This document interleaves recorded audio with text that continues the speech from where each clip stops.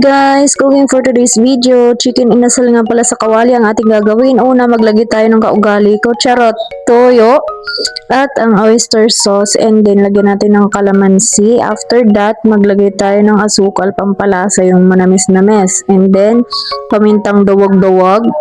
At isunod natin ang dinikdik na tanglad po at luya, at syempre hindi mawawala ang bawang, and then ketchup para may kulay siya mamaya para pag minarinate natin at niluto. At ang last is the Sprite. Ito talaga yung magpapalasa para maliram ng mga ating inasal.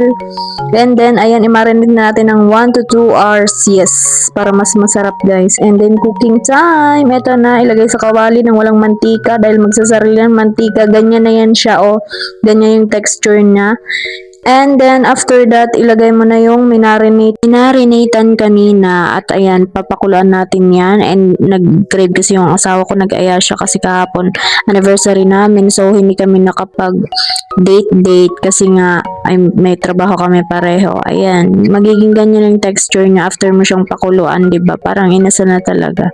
Hindi mo na kailangan pang pumunta sa inasal para magganyan kasi kayang-kaya naman gawin yan. Gumawa na rin pala ako ng toyo na may kalamansi at chicken oil na ilalagay sa kanin para namnam mo talagang parang nasa inasal ka, no? So, ayan.